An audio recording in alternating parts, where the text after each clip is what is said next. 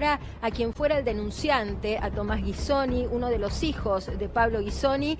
Esta denuncia lo llevó a 3 años de prisión, una condena en realidad era una preventiva que después la dio vuelta a la justicia, pero compartimos este testimonio porque acá es donde él aclara qué pasó. Él dice, mentí, la denuncia fue falsa, y explica sus razones, si es que uno puede encontrar razones en un hecho tan aberrante. Lo compartimos. Mi nombre es Tomás Ghisoni. Estoy haciendo este video para contar algo que me costó años decir en voz alta. Cuando era adolescente, acusé falsamente a mi padre de algo gravísimo.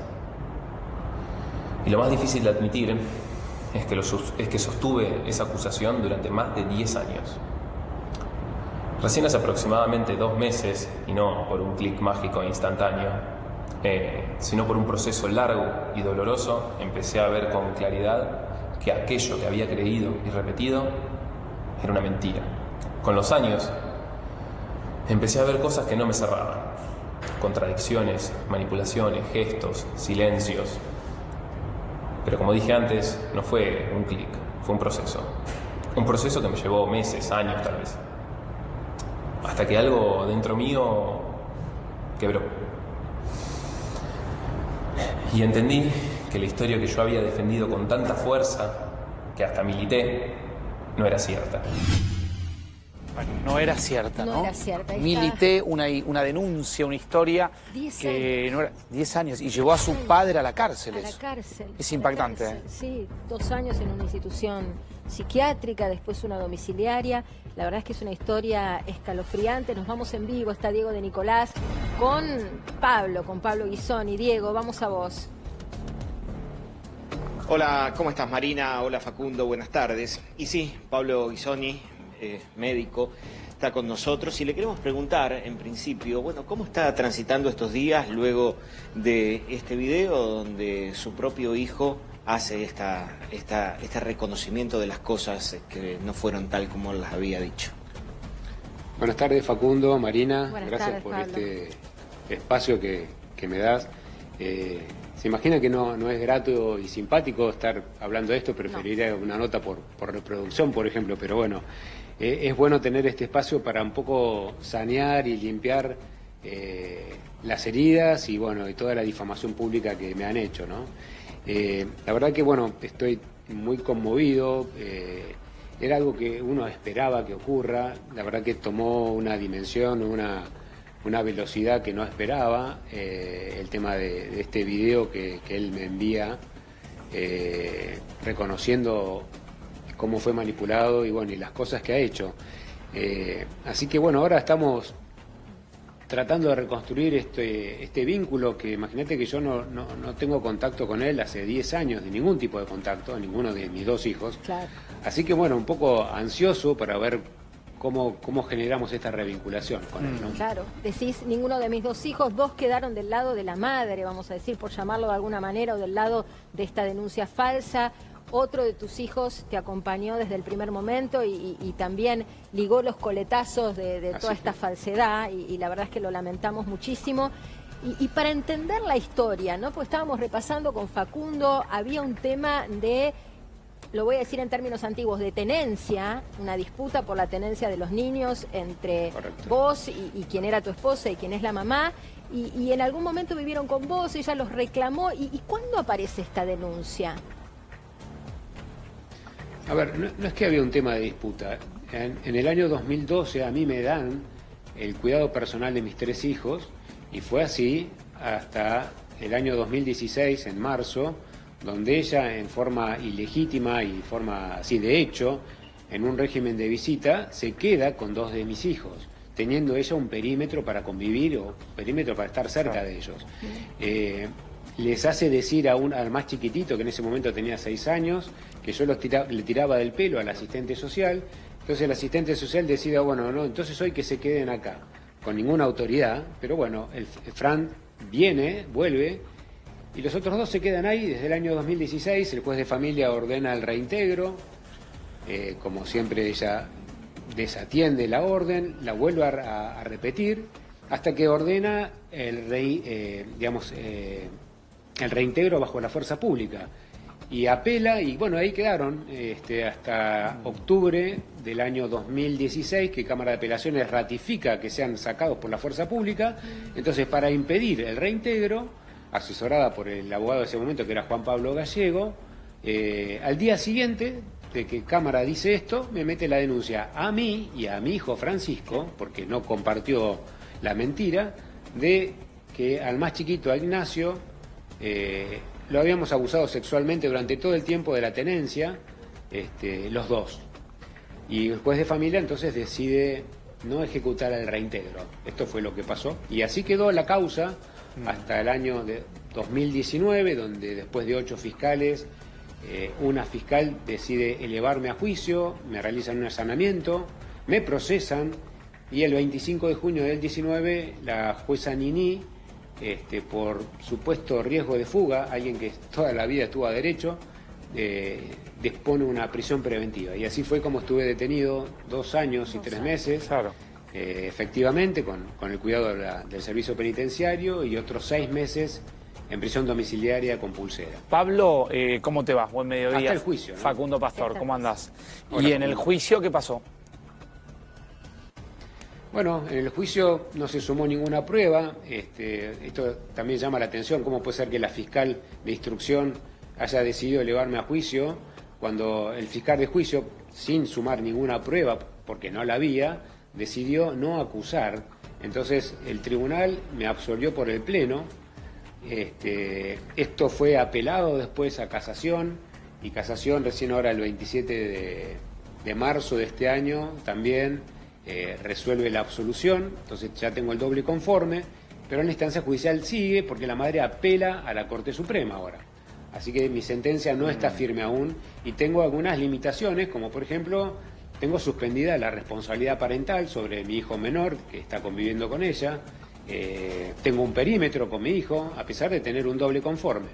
Sí, con doble conforme. Entonces esto, y bueno, también, bueno, ahora con el video, yo entiendo que el video será evaluado también como prueba cuando la Bueno, cuestión la tome la Corte, pero digamos, ¿cuál es el margen de duda sobre lo que pasó si tu propio hijo está contando cómo fueron los hechos y está haciendo autocrítica? Bueno, yo entiendo que esto debería tener un giro ahora, Claro. porque esto se debería incorporar como hecho nuevo, y que la Corte debería rechazar in limine la apelación, y bueno, y que esto termine, y que desde sentencia firme, y poder tratar de reconstruir lo que es la vida de mis hijos, que Claro. la verdad que fueron arrancados de su vida y implantados ahí con su madre. Claro. Y esto es lo que quiero que quede un poco claro, ¿no? Habla mucho de que el SAP o el síndrome de alienación parental no existe. Claro. Creo que bien clarito es esto lo que ha ocurrido, ¿no? Entonces, que no existe no es real, que los niños no mienten no es real, porque si hay un padre que lo influencia negativamente, los niños mienten Claro. también. Entonces, creo que la pericia psiquiátrica y psicológica a ambos padres en cualquier conflicto de familia debe ser hecha, Claro. y que no puede ser que se separe lo que es penal de lo que es familia. Claro, porque Pablo, en este caso, y- una causa de familia. El vínculo con tus hijos, después de este video, vos estás hablando con Tomás, te podés ver con él, se vieron, ¿cómo? Porque vos mismo lo marcaste, fueron muchos años de muchas cosas, digamos. Sí, a ver, con Nacho no puedo porque tengo un perímetro, así Claro. que yo siempre acato lo que las órdenes. Y con Tomás, bueno, hemos empezado a tener ahora sí una conversación por WhatsApp, y bueno, creo que en breve nos vamos a estar encontrando sin duda, porque es un poco la forma de empezar a Claro, a reparar revincularte. esto que nos El pasó a los paso, dos, ¿no? el paso Sí. lo dio él un día te escribió. Él un día le escribe a mi hijo mayor, un día que yo estaba cenando con Francisco, Francisco. le escribe... De la nada, ahí le ¿ellos no expone tenían esto, vínculo o de sí que- tenían vínculo?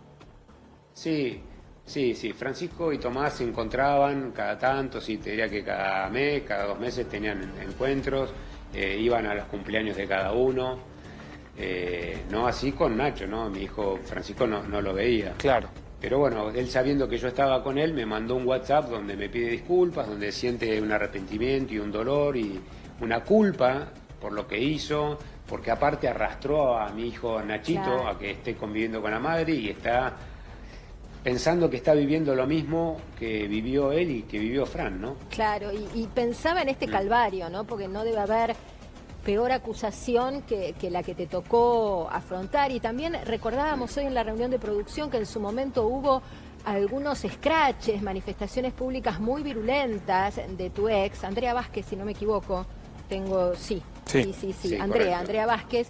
Y uno piensa, no solamente es afrontar lo que significa de puertas para adentro que te acusen de haber abusado de tu hijo con otro de tus hijos, sino también la honra, el prestigio. Vos sos una persona que tenías hasta ese momento, seguís teniendo, pero quiero decir, una trayectoria intachable, nunca una denuncia, un médico prestigioso.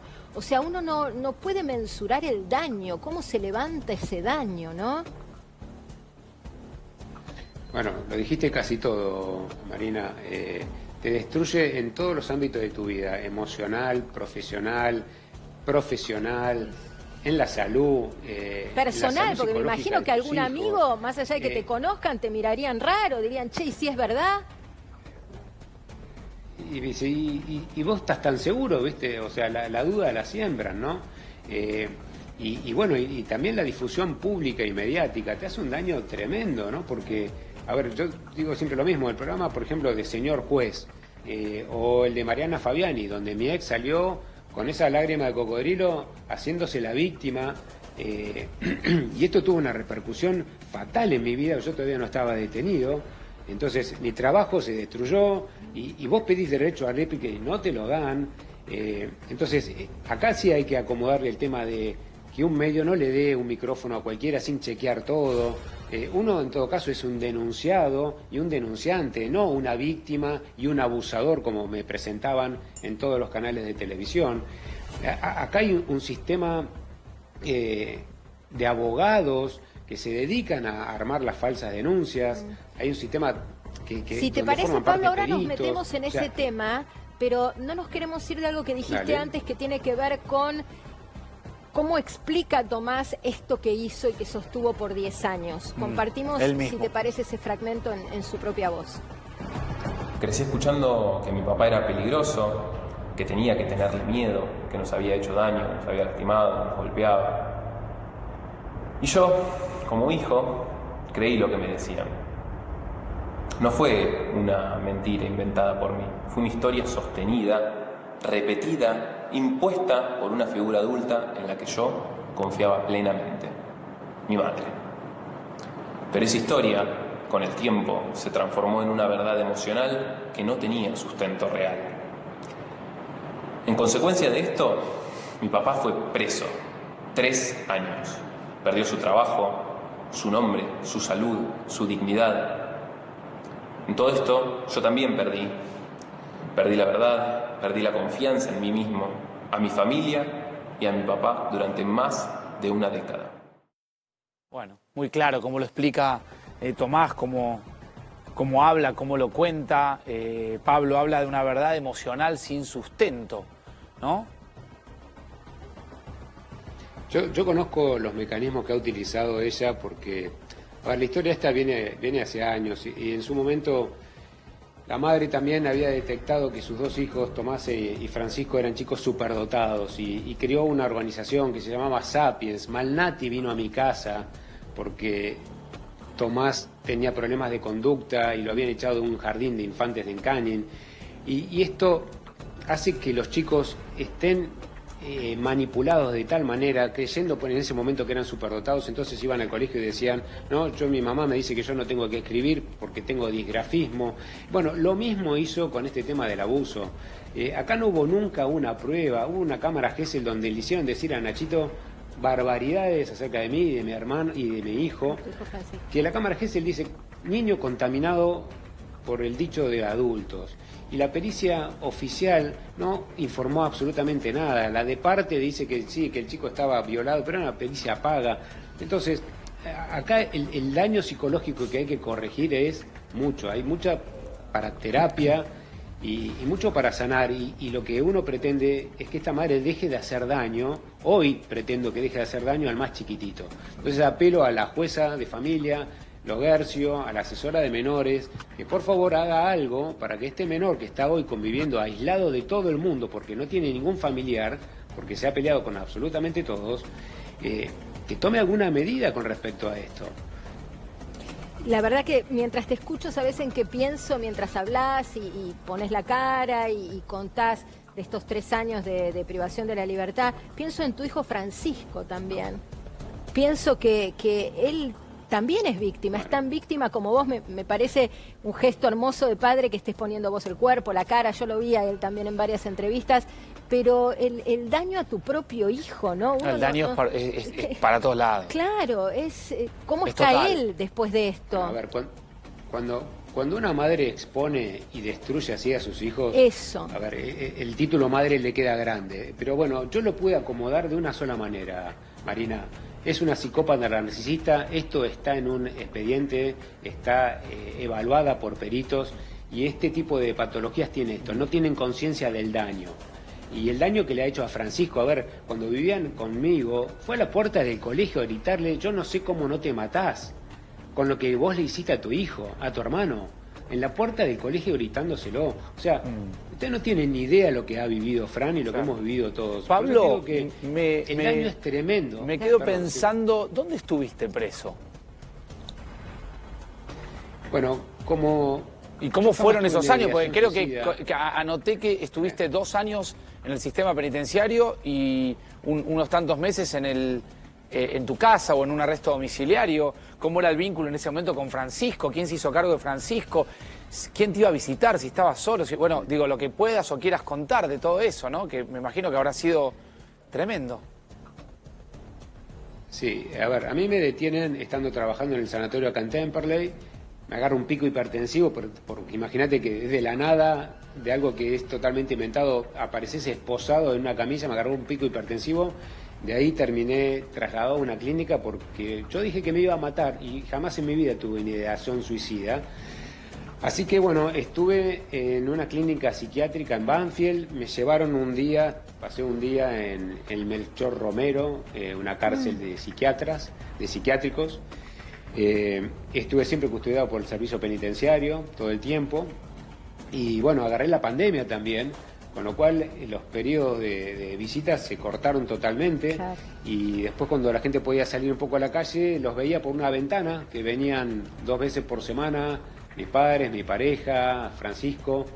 Ese fue el contacto y el vínculo. Con respecto a lo que dijiste de mi hijo, también la jueza de familia en su momento, como yo tenía una denuncia de abuso, que también tenía a mi hijo, y era menor de edad, dispuso que no podía vivir conmigo. Entonces, hasta que no cumplió los 18 años, se tuvo que ir a vivir con mis padres. Cuando cumplió 18 años, volvió a vivir conmigo, y 3 meses después me mandan detener. Entonces se quedó ahí viviendo solo. Tremendo. Así que la pasó muy mal, Fran. Bueno, vos hablás del daño, a solo. Fran, a tu hijo más chiquitito, con el que todavía no pudiste iniciar una revinculación, y también a Tomás. Si les parece, compartimos esta parte donde él dice que lo manejaban como una cosa, cosificar a tu propio hijo por un fin deleznable. A ver. Pelear por una causa que crees justa y darte cuenta de que era mentira, duele horrores. Lo sé porque lo estoy experimentando. Yo no fui abusado, no fui una víctima de mi padre, pero sí fui usado, fui utilizado como una cosa. Fui víctima de un entorno que me enseñó a repetir un relato, que me enseñó qué decir, cómo dibujar, qué no decir, ya sea en audiencia o en distintos contextos. Y yo, sin entenderlo del todo, lo hice. Y eso destruyó a un hombre inocente.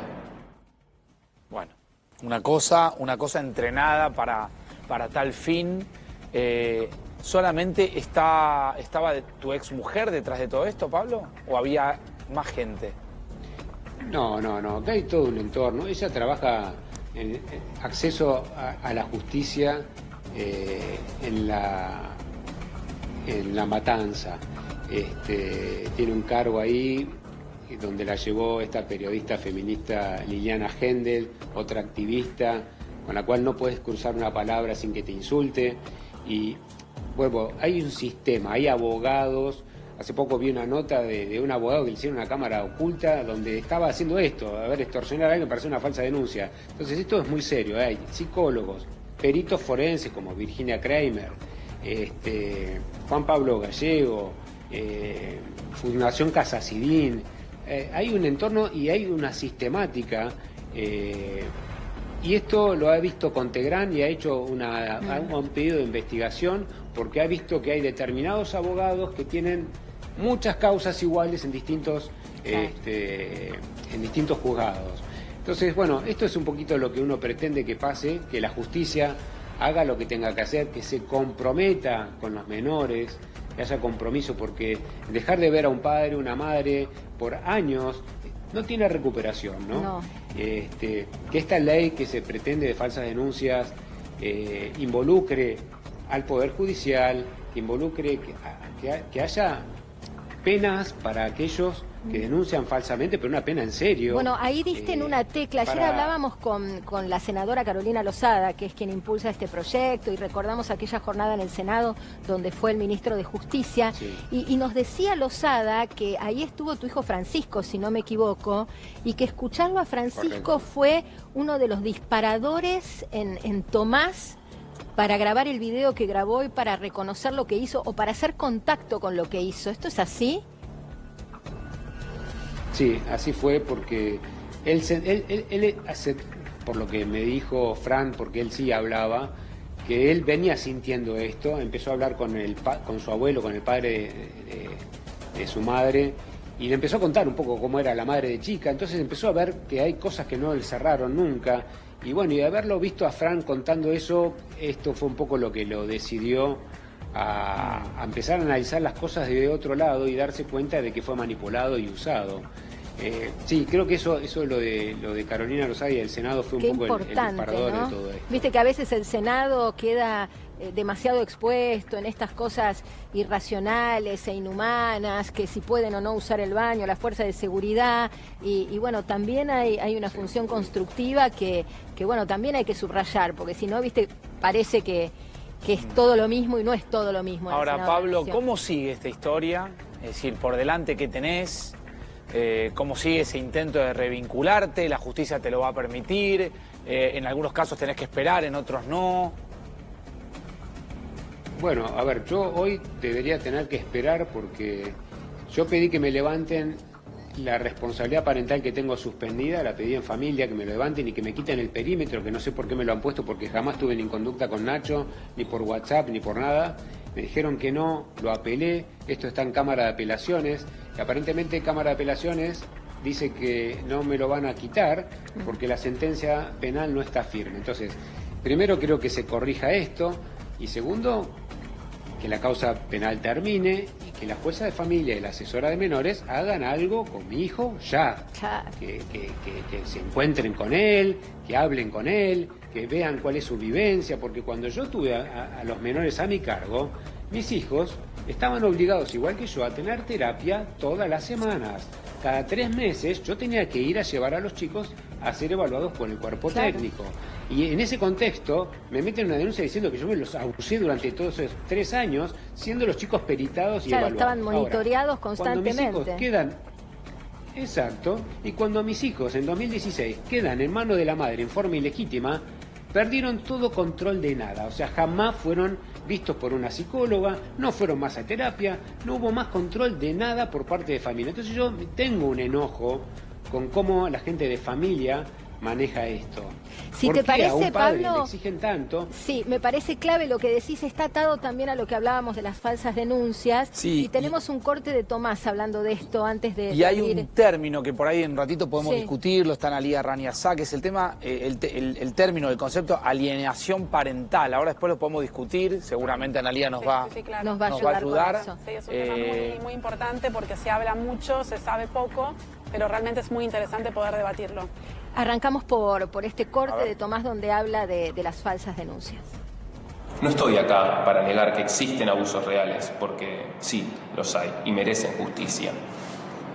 Pero también estoy acá para decir que las falsas denuncias también son una forma de abuso, porque roban años, destruyen familias, siembran desconfianza en las voces que sí necesitan ser escuchadas, como es nuestro caso. Una ley que regule las falsas denuncias no es una amenaza para las víctimas reales, como... Bueno, clarísimo lo que dice y me parece un buen pie para vos, Analía, que sos abogada. La verdad y es esto de que uno está frente al dilema de creerle a la víctima versus evitar que paguen justos por pecadores, digamos, ¿no? Exactamente, porque esto, la gravedad de las falsas denuncias es, por un lado, que estamos condenando a un inocente, ¿sí? Porque no tenemos ni sentencia y ya lo condenamos de por sí, como bien decía recién. Entonces, por un lado es eso, y por el otro lado deslegitimamos las reales denuncias, porque no tenemos que perder de vista que hay muchas denuncias que son reales, porque ahora no por esto vamos a tener duda de todas las personas que denuncian. Y sabés que está bueno, Analía, lo que mirada, decís, ¿no? porque el propio Tomás en los audios lo describe muy bien. A lo largo de ese tiempo, él tomó contacto con un montón de gente y es muy importante que digas eso, porque digo, no nos tenemos que confundir, no es que de repente ahora no hay que creer en ninguna... No, exacto. Hay que ser muy prudentes en eso. Muy prudentes, porque además es lo que pasa, y yo creo que es el defecto o el error en el que ha caído toda la estructura que recién mencionaba Pablo con respecto a lo que está sucediendo hoy con estas denuncias, y que se le dio poder a través de estos últimos años con toda la legislación que hay de perspectiva de género, ¿no? Y entonces esto de la denunciante, ya verla como una víctima sin tomar los mínimos recaudos y pasar a tomar como ya un condenado, una persona que está siendo denunciada, es real. Y lamentablemente este caso no es un caso aislado, debo decir, los que hacemos derecho de familia lamentablemente lo vemos con bastante frecuencia. Yo tengo en curso muchos papás que están siendo denunciados hoy y que están siendo imposibilitados de ver a sus hijos hoy y que seguramente se sienten identificados con esta situación, porque lamentablemente la justicia tiene miedo y además, ¿qué pasa con la justicia en estos casos? Quiero ser muy respetuosa siempre que hablo de la justicia, ustedes ya saben, me conocen, claro, ¿no? Pero lamentablemente los jueces, el personal de los juzgados, somos abogados, nos apoyamos en pruebas para saber estos casos realmente, si hay abuso, si no hay abuso, si hay violencia, si no hay violencia, en los expertos, que ¿quiénes son? Los asistentes sociales, los psiquiatras, los psicólogos. Hubo hace poquito un caso en Salta de un docente que fue acusado por una alumna de 13 años, también por un tema de abuso, que también estuvo preso, y que después también la alumna salió y se arrepintió. Y yo digo, y en este caso, claro, falló todo el sistema. Toda la estructura, el informe psicológico, después de un año que la psicóloga lo tenía en su poder, lo acompañó en la causa un año después. Todo ese año, todo el tiempo que transcurre, mientras la justicia se toma todas las garantías y todos los recaudos, tenemos la presunción de inocencia que pareciera olvidada en un cajón, y una persona que está sufriendo, y no solamente el acusado, el falsamente acusado que está sufriendo, sino, y en esto siempre soy muy, lo quiero enfatizar realmente bien, en los menores, que no vuelve la infancia hacia atrás. Y en las víctimas reales, ¿no, Analía? En las víctimas reales, porque terminamos frivolizando todo y banalizando algo que es una problemática tremenda que mucha gente la padece en serio. Y me quedo con esto que decías, Pablo, de cómo la justicia lamentablemente le exige al padre cuestiones que a la madre no le están siendo exigidas en términos de pericia, de monitoreo, de cómo están los menores, etcétera, y cómo falla todo el sistema, esto que decía Analía, ¿no? No es solo el fiscal, que en tu caso no acusó, o el juez, que en primera instancia y en segunda con doble conforme te absuelve, sino todo el sistema de peritajes, de psicólogos, de psiquiatras. Todo, sí, como bien dijo, el resumen es ese, todo falla y acá hay una cuestión, que es el tiempo. El tiempo de la justicia no es humano, o sea, cuando la justicia no cumple con algún plazo, deja de ser justicia. Esta es una frase muy trillada, pero es muy real, porque en la vida de los chicos, a ver, un año donde no tiene nada, la caricia, el mimo de un padre, el consejo de un padre, ya se van formando sin una parte de la identidad de esa familia. Entonces no es menor los perímetros que ponen así gratuitamente y que los renuevan por una madre o por un padre, porque esto es de los dos lados, por otras cuestiones, hacen que los chicos no tengan la vivencia normal de poder compartir una vida con dos progenitores, ¿no? Entonces, bueno, nada, es como vos decís, son los peritos, son los jueces con falta de compromiso, que tienen temores a las denuncias. A ver, Claro. Lo que pasa, Pablo, que fiscales pienso, en la a ver, causa penal. Pablo, 8. pienso que sí, todo ¿Cómo puede parte de una denuncia. Por supuesto que entiendo que va a haber cuestiones técnicas que puedan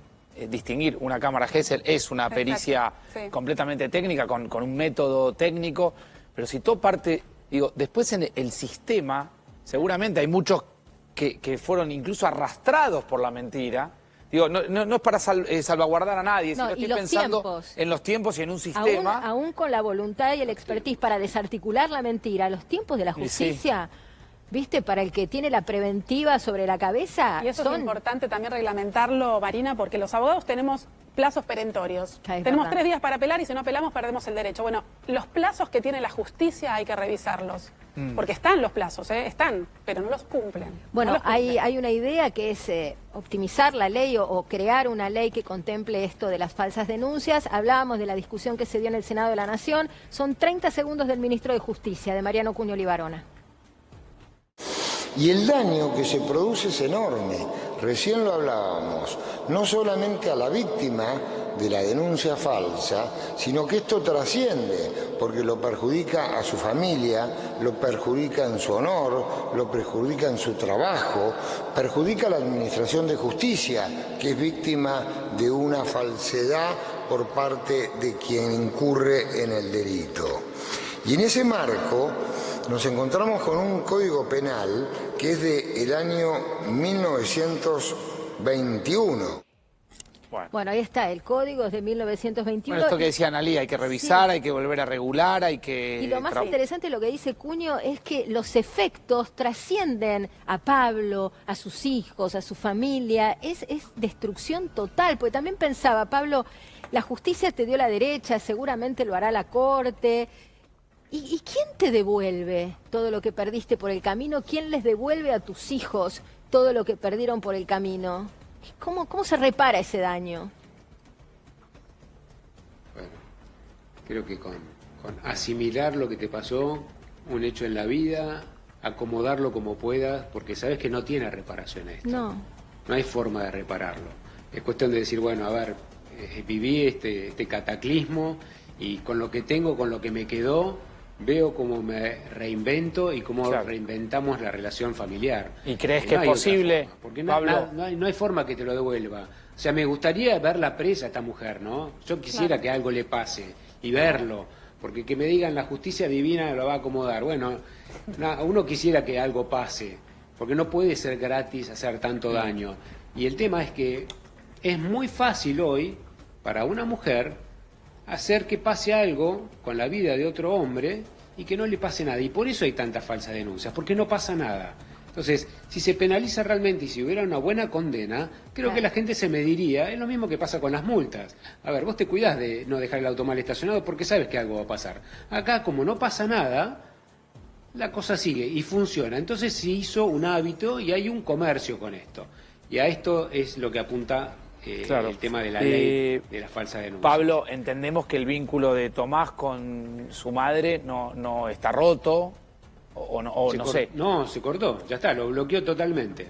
Como todo lo que toma... a ver, ella O tiene sea, un enemigo... por decisión de a partir ella, de ese momento ya sos no a partir enemigo. de la toma de conciencia de Tomás Sí, de lo sí. que le hizo su madre, sino por decisión de ella, es enemigo. Claro. No, lo bloqueó. Ellas tenían un grupito de WhatsApp que se llamaba Casa, desapareció del grupo. No, ya está. ¿Y Tomás con Lo quién mismo está que el hoy en padre, día? lo mismo que la hermana. Si bien es grande, ¿con quién está? ¿Qué se sabe de él? Él está viviendo hace 3 años con su pareja Ah, bien. en Capital. Bien, Sí, muy maduro, bien. muy maduro Ahora, también por nada, todas las la idea- vivencias la que idea- tuvo. la idea de esto madurás es- de Para golpe estar, y a los golpes. ¿Qué te parece? Ahora, y pensaba en ella, después del video de Tomás, ¿tuviste, no, obviamente imagino que no un contacto directo, pero alguna referencia fuera de esto de bloquear a Tomás de su vida, de bloquear a su propio hijo de su vida? Ella, ¿cómo explica este video de Tomás? ¿Qué les dice Mira, a los amigos, a la familia? Lo único que... No tiene amigos, no tiene familia ella, está peleado con todos. Claro.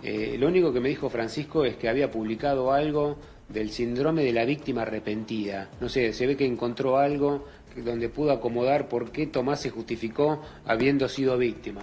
Pero no, yo la verdad que ya hace tiempo que no busco, no miro qué es lo que escribe, porque la verdad que es patético todo lo que hace ahí en el Ministerio de Defensa de la Mujer, ahí en La Matanza, así que no, yo cuanto menos sepa de ella, mejor. ¿Y cómo es este proceso de recuperar tu vida, Pablo? De volver al laburo, no sé. En principio está en un consultorio. Claro, eso nos alegra. Eso, o sea, el trabajo lo recuperaste, Pablo. Mira, cuando yo estuve detenido,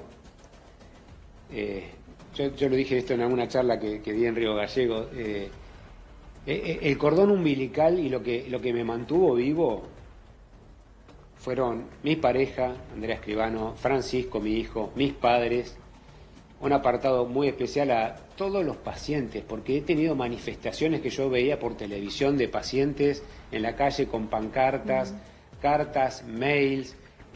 Vos sos obstetra de especialidad, de ¿no? Abogada. Yo soy ginecólogo y obstetra, hago fertilidad y hago obstetrización. Sí. Entonces eso es ver esa gente y esa gente que te pide que aguantes, que resistas, que bueno, que mientras que hay vida y esperanza, fue lo que me mantuvo, porque la verdad que es tremendo. La gente no tiene idea lo que es estar detenido, lo que es estar privado de la libertad. Es como yo preguntaba, a ver, ¿cuánto vale tu libertad? ¿Cuánto vale? ¿Cuánto vale tu salud? No tiene precio. Son cosas que no tienen precio. No tiene precio. Y bueno, y así se vive, ¿no? Son valores que cuando los perdés te das cuenta de lo que significa, ¿no? Lamentablemente a veces el hombre tiene que pasar por una situación traumática para rejerarquizar muchas cosas. Sin duda salís mejor, salís más fuerte de esto si lo empleás bien y si lo capitalizás. Pero bueno, a ver, vos me sacás una placa y las fracturas adentro las ves. Claro, por supuesto. No es gratis esto. Por supuesto. ¿Tenemos una comunicación? Hay una comunicación telefónica, la voz la vas a conocer rápidamente. Ah, es vivo. ¿Nos está viendo? Es Zoom entonces. Bueno. Hola, Francisco Guisoni, el hijo de Pablo, quien fue su sostén incondicional durante todo este proceso y bueno, quien lamentablemente también ligó los coletazos de este odio visto desde acá inexplicable. ¿Cómo estás, Francisco? Gracias por atendernos. Hola, buenas. Un gusto. Gracias a ustedes por el espacio. No, bueno, por favor. Ahí está tu viejo escuchándote, ¿eh? Sí, lo veo. Una primera reflexión de este calvario. ¿Cómo?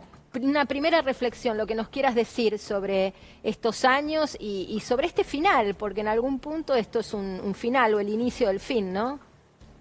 Sí, la verdad que lo primero que me viene a la mente es que no lo puedo creer, el hecho de que haya llegado por fin. Yo la verdad que había perdido completamente la fe en la justicia, ¿no? Porque después de tantos años, no sé cuántos ya, creo que más de 10 años que lo único que han hecho fue hacer las cosas mal, ¿no? Al menos desde mi punto de vista, arruinarnos la vida, ¿no?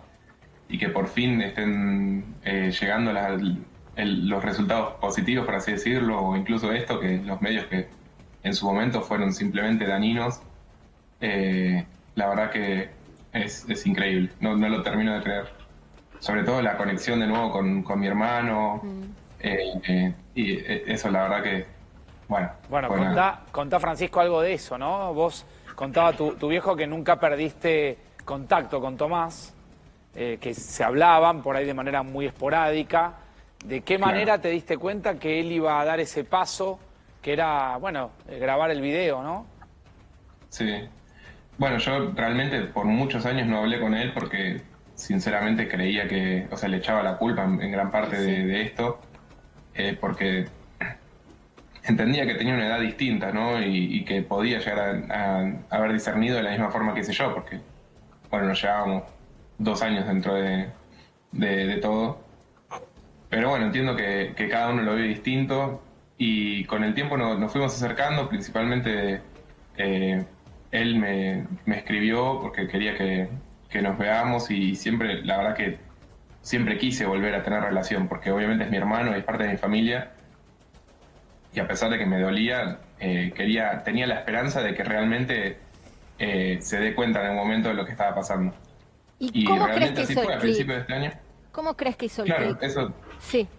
Por lo que hablé con él durante los últimos meses, especialmente a principios de este año, se dio cuenta principalmente hablando con la gente que antes no tenía permitido, ¿no? Que sería hablar conmigo, hablar con sus abuelos, o sea, con nuestros abuelos de parte materna o mis tíos.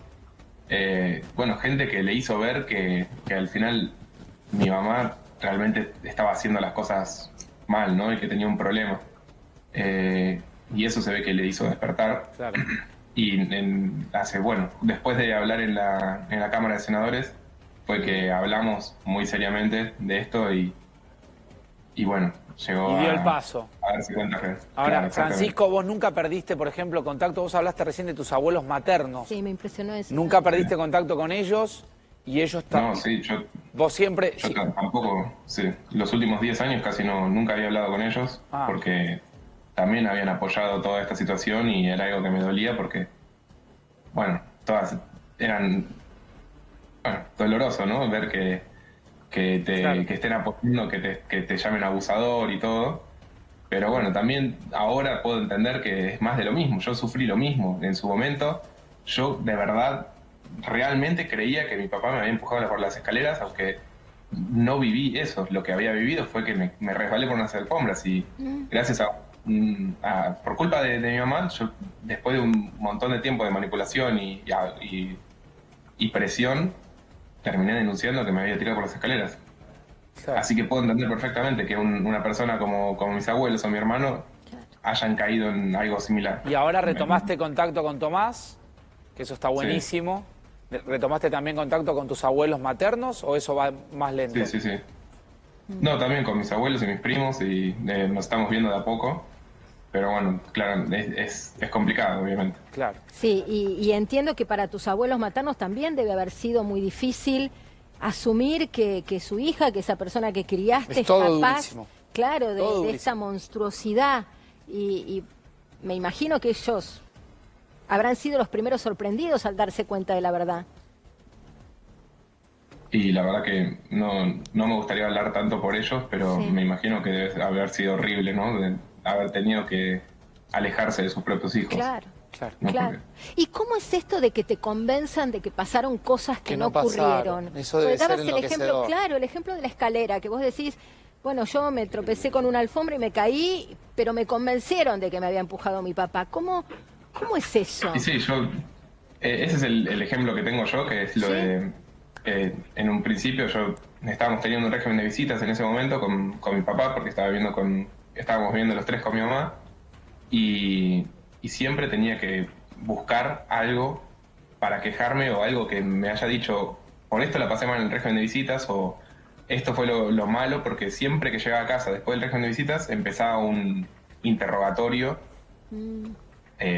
muy de que podría llegar a durar horas hasta que puedas decir, no, por eso no lo quiero ver más a mi papá, o algo que diga, no, sí, me hizo mal por esto. Entonces siempre tenías que estar buscando alguna situación y si no tenías ninguna, de estar 4 horas o las que sean necesarias hasta que te diga que sí a algo, o sea, con preguntas así muy no sé cómo decirlo. Por ejemplo, bueno, Sí, ¿por qué sí, la de pasaste mal? ¿Qué te investigación. hizo esta Claro, vez? claro, Claro, sí, sí. De instigación. Y ¿Sabés vos qué? estabas ahí como...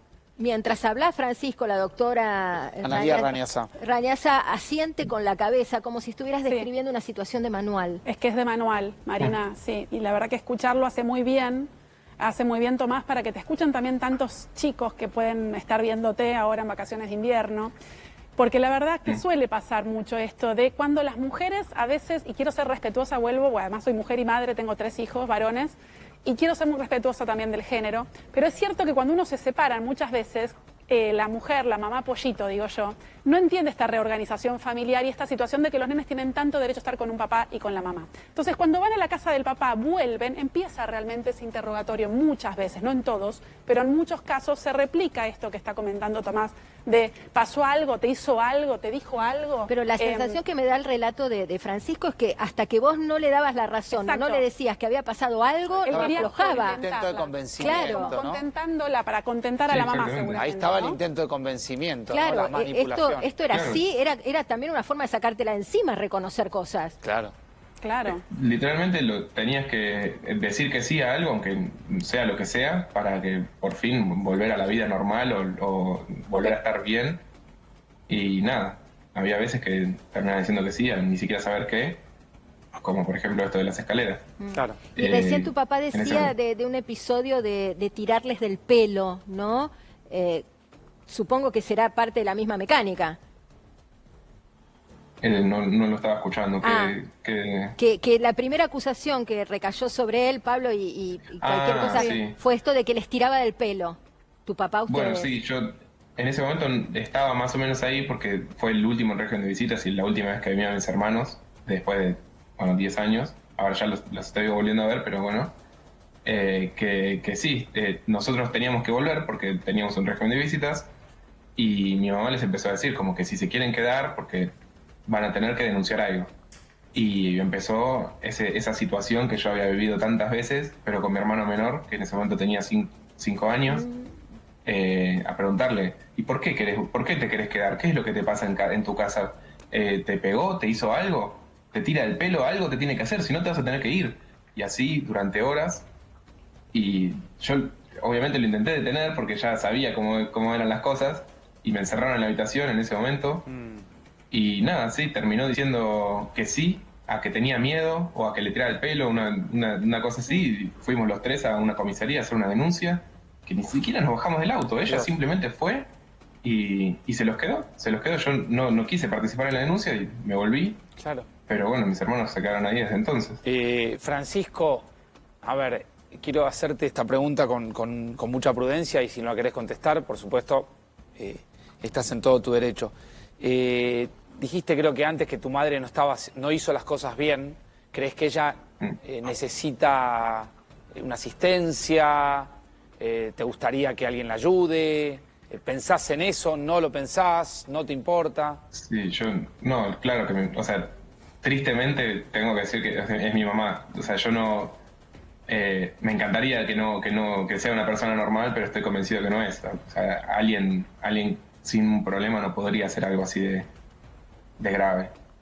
claro. Y sí, ojalá que consiga una ayuda y que pueda vivir en paz, porque tampoco es como que estos 10 años que dudo que los haya vivido bien. Claro, No sé.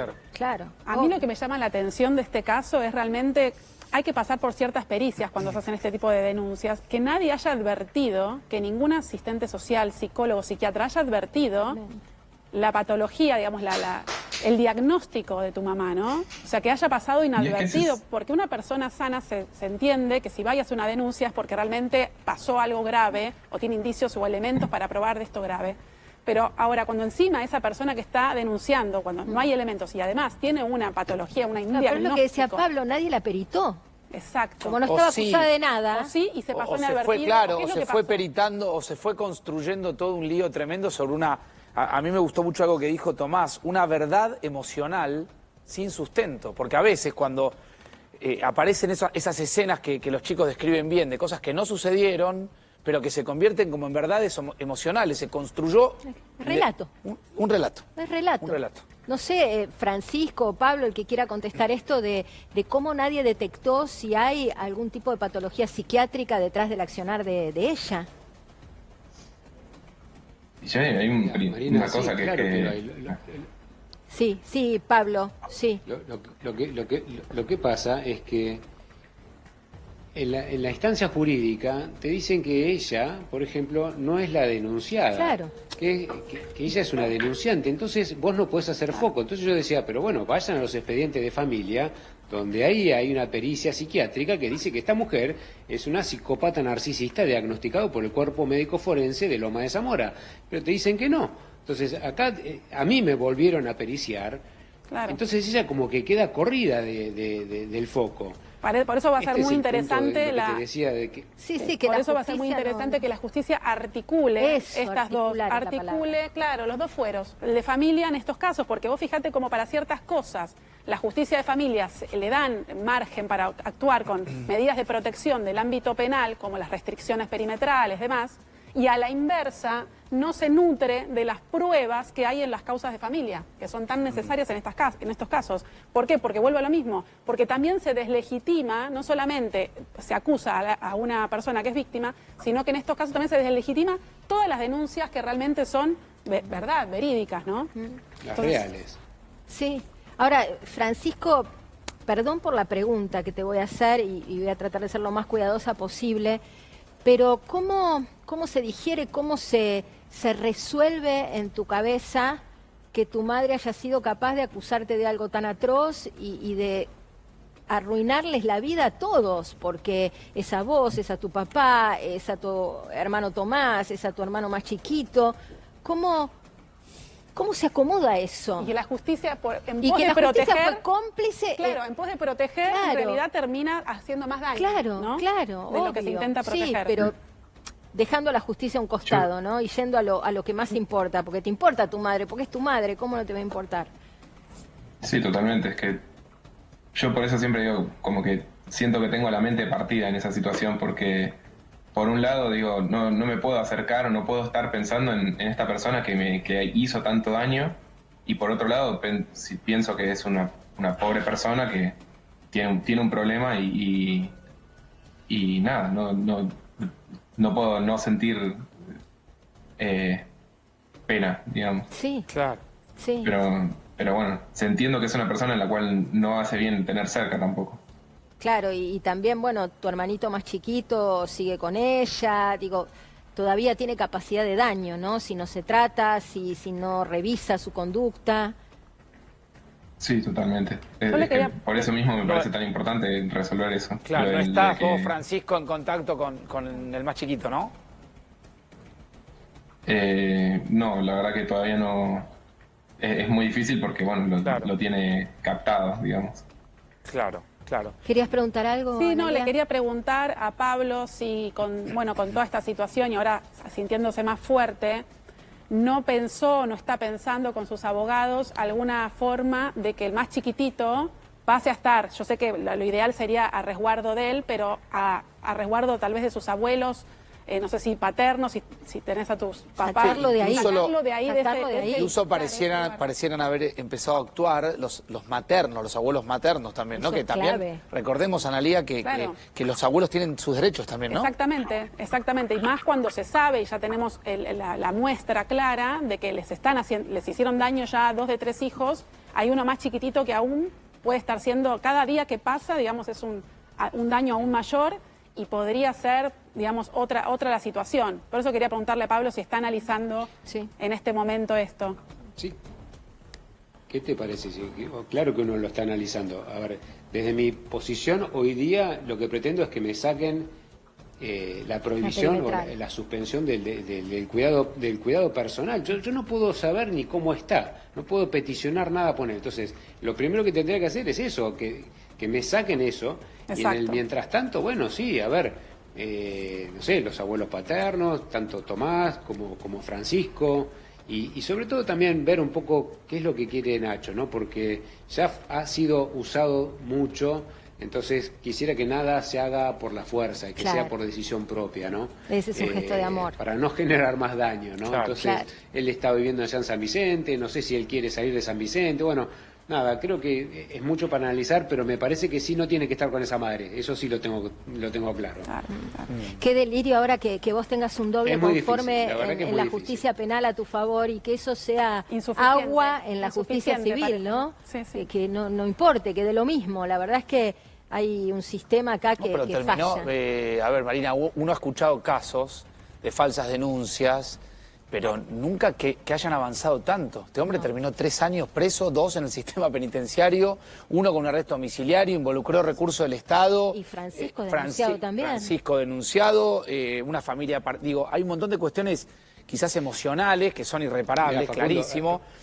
Quizás Pero reparemos lo que se puede Claro, reparar. aquello de la economía procesal, dejémoslo a un lado, que es un Claro. principio, lo dejamos a un lado si quieren, Claro. frente a este desastre, pero cuando uno mira todo es un, digo, Quería sumar algo, Tengo Pablo. un segundo, a ver, vos decís sí, que esto ha llegado muy lejos. Vos pensás que, a ver, si no hubiera sido por la valentía de Francisco y de ese día haber dicho yo no voy a formar parte de esto, yo hoy estoy preso y condenado.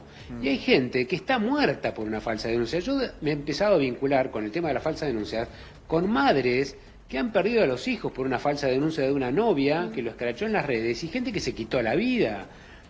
A ver, la justicia acá tiene mucha culpa en lo que pasa. He estado cenando con el abuelo Dupuy y se te caen las lágrimas por lo que hizo esa jueza. Entonces, que sigue como si tal, viste, protegida por la corporación. Es muy duro, les queremos agradecer. Un juicio político y está trabajando esa jueza. Está trabajando en La Pampa, es así. Les queremos agradecer enormemente el tiempo, el testimonio. Estamos con ustedes para lo que podamos sumar y lamentamos esto que les tocó vivir, pero en buena hora que haya un poquitito de luz ahora al final del túnel. Me quedo con esto, Francisco, que habías perdido la fe y bueno, ahora la recuperaste un poco, ¿no? Sí, ciertamente. La verdad que espero que siga al menos como precedente para otras personas, que no vuelva a pasar por lo menos. Está claro. Está claro. Abrazo, Gracias Francisco, a ambos. Gracias, Abrazo a los gracias dos. Pablo. Gracias. Y gracias a Diego y Nicolás allí. Muchas gracias por este espacio que nos han dado. Por favor. Gracias. Por favor, gracias a Diego también allí en el consultorio. Bueno, 2 de la